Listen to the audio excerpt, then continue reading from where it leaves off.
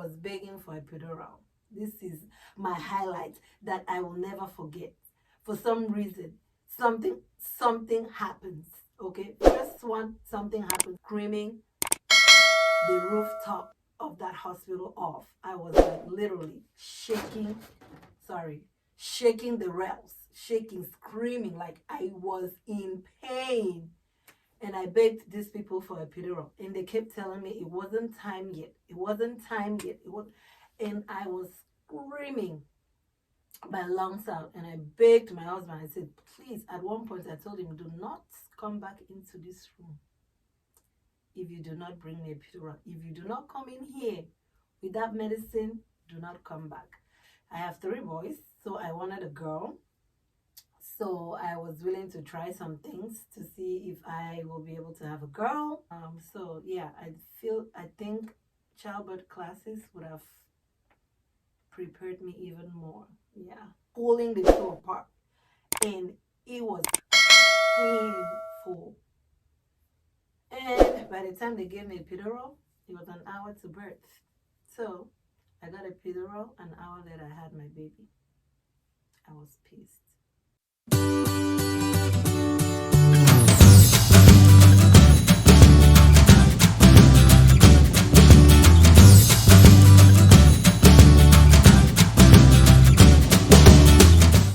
Welcome back to my channel. If you're new here, welcome. Make sure you're subscribed, hit the notification bell, and leave me a comment so that you can be part of this community. And welcome. If you're new here to my channel, hi, my name is Victoria, and I'm a midwife, childbirth educator, birth coach, and everything birthing. My goal and my passion is to empower you to go through labor, pregnancy, birth, all of that with confidence. And this is through education and support. Today, we're having our other episode of birth stories. Yes, you got it right. Birth story. And today I have an amazing guest with me. Her name is Indy, and I'll have her introduce herself. Hello guys, thank you. Hi guys, my name is Indy. I am a family nurse practitioner. Indy, I'll have you explain a little bit more what a family nurse practitioner means for our viewers. That just means that I am a nurse, and I went to school a little bit more to practice medicine in order to be able to practice medicine.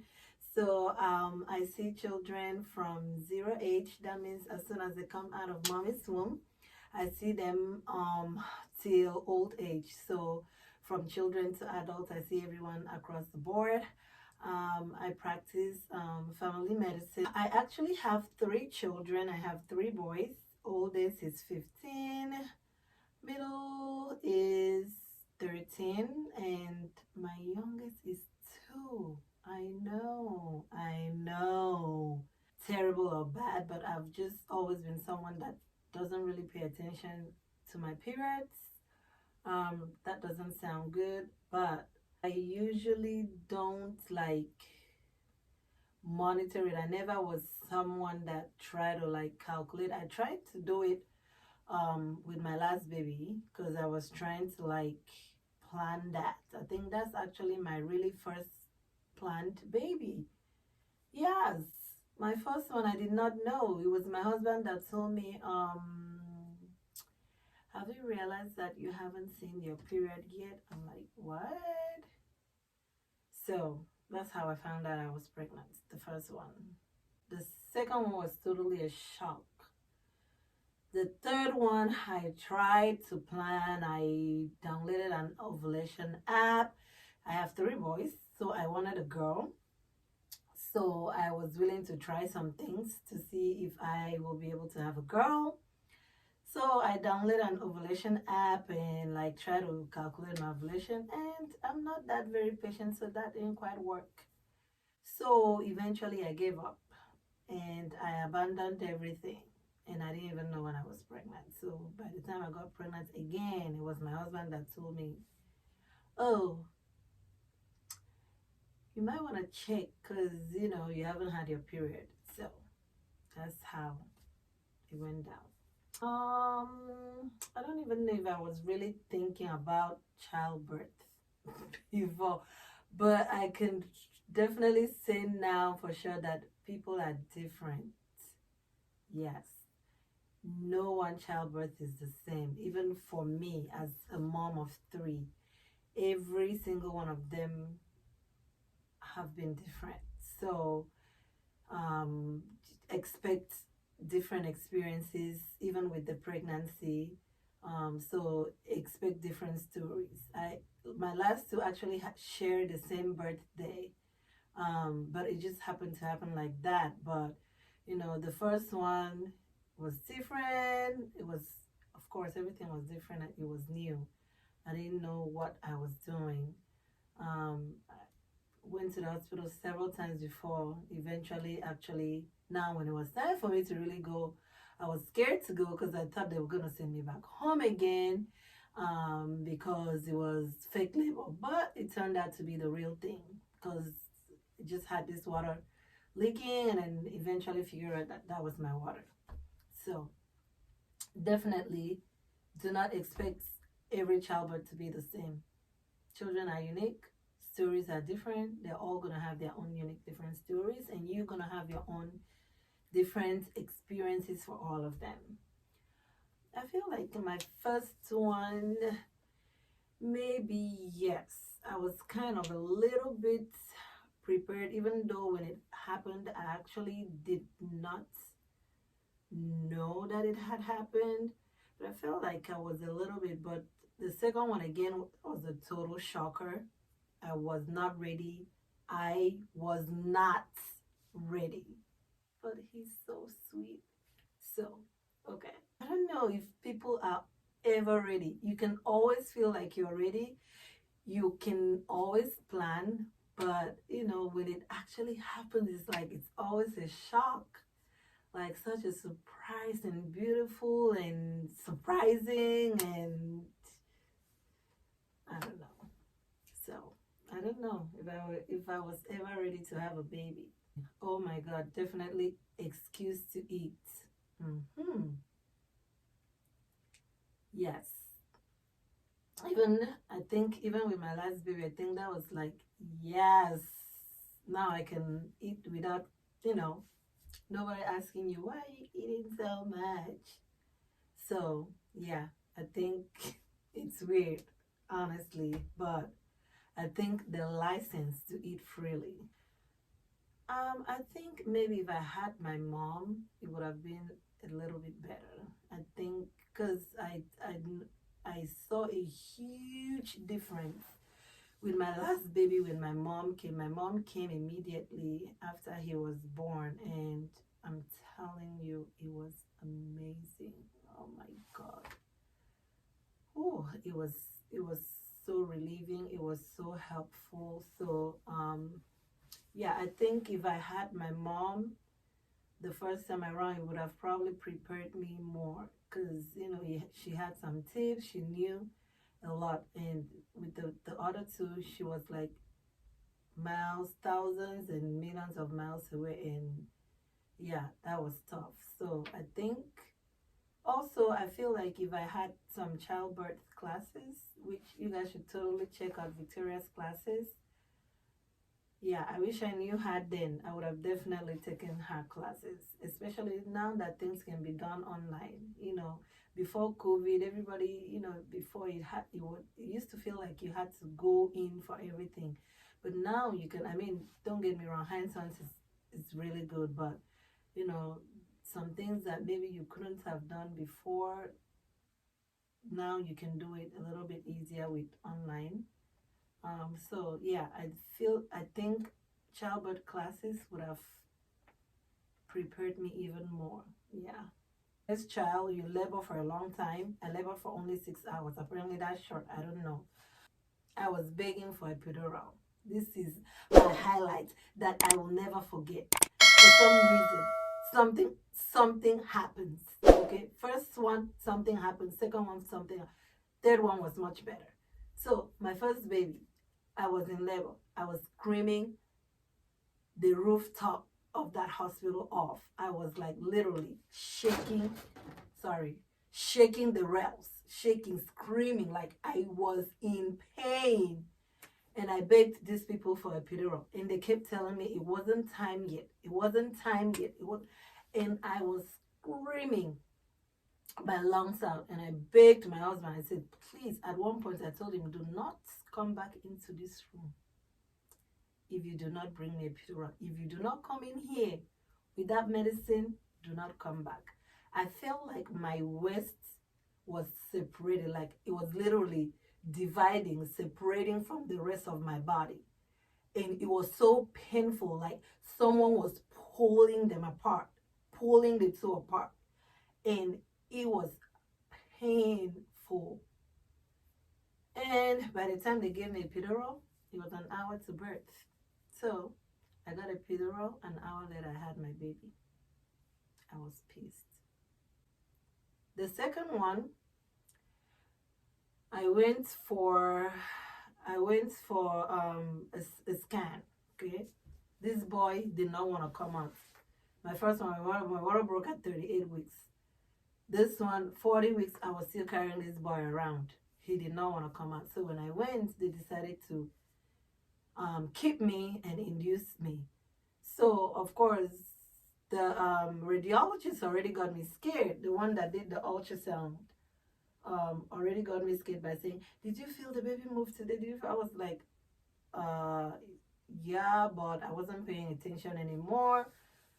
So and then she said, okay, your doctor will explain it to you, which my doctor now, I found out that she had traveled. She was out of town. She went somewhere that day because they didn't expect me to have the baby that day. So they decided to keep me, and I called my husband. They told my husband, you know what, take your time. We have to induce her. It's going to take time for the baby to come. That baby came in 3 hours, like after I was induced. This one, the epidural never came. This one was a forced natural birth, okay? So I was crying, begging for these people. I'm like, this baby is coming. And they were telling me, no, this baby cannot be coming. No, it doesn't work like that, ma'am. Even the nurse was like, ma'am, you have to control yourself. Oh my God. And I was by myself because my husband was not there. My husband went to get my son, drop him off with someone, and then come. So, and they told him, oh, don't worry, take your time. She's not going to have the baby now. It's going to take a while. Honey, that boy came out by himself. And you know how contraction comes. At least that's how I feel when contraction came. The force of that contraction kept pushing him down the birth canal.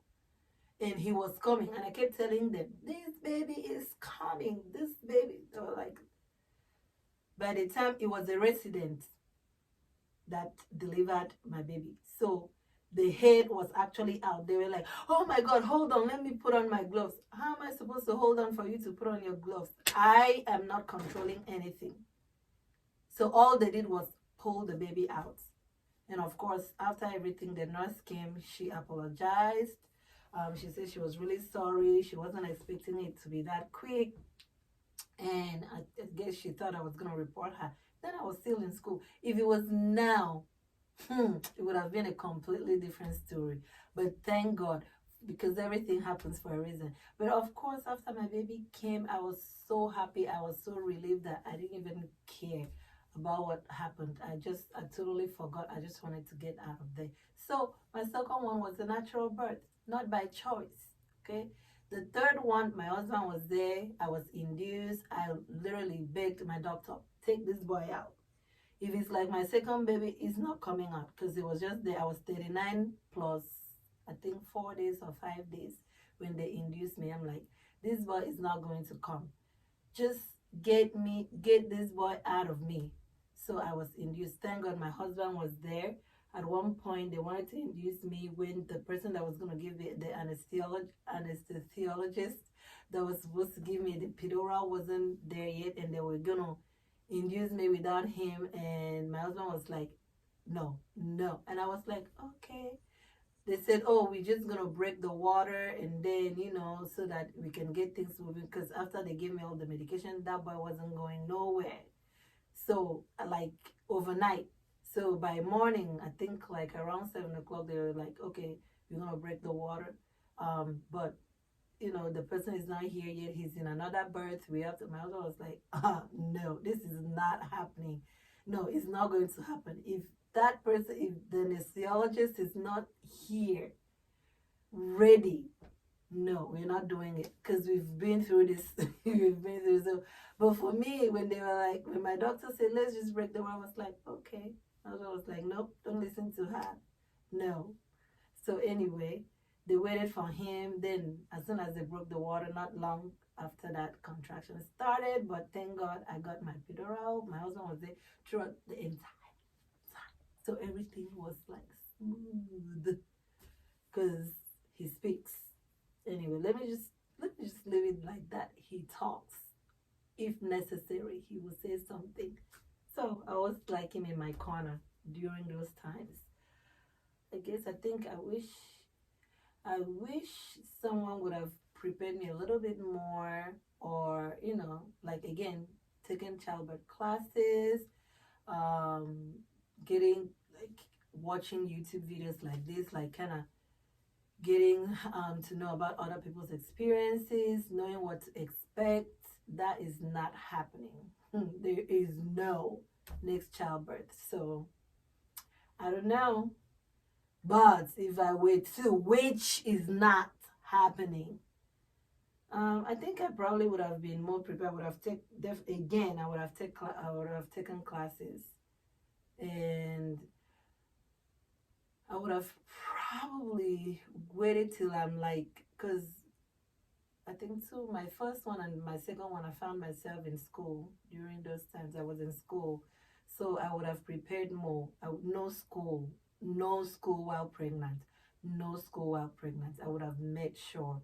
So if you can, anyone out there, if you can settle yourself first, finish everything that you need to do. I mean, if you cannot, time waits for no one. So no, you don't have to, but it makes life a little bit easy. If you can get someone here, maybe like your mom, your aunt, someone that can help. Make sure that you're prepared emotionally and financially to have a baby. Make sure that you are prepared. Babies are expensive. After I had my first, everybody was wondering what. No, babies are expensive. So make sure that you are ready and you are prepared for the financial responsibility and emotional responsibility, because when they say baby changes everything, they do change everything. So make sure that you're ready. Make sure that you have help. Help is very important. Make sure you have people that are supportive. Someone that you can, even if you can take your baby and just give them for an hour. So like, honestly, I need to sleep.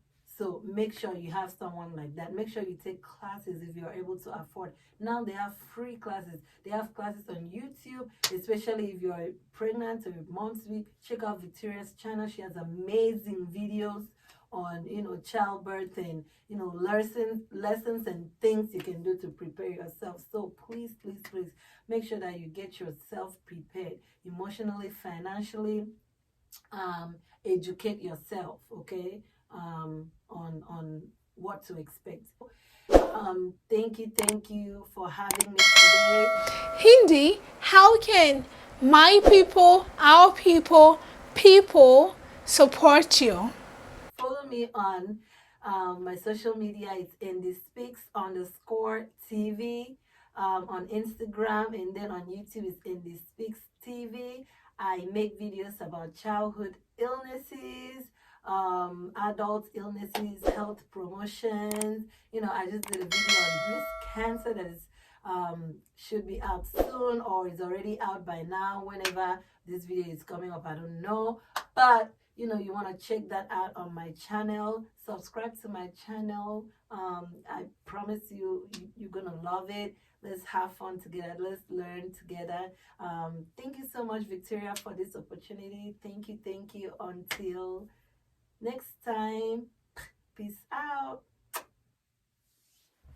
If you've enjoyed today's video, make sure that you like this video, you comment in the comment section if you can relate, and if you would like to share your birth story with us, go ahead and let me know in the comment section. Alright, until next time, be the best that you can be. See you in my next video. God bless.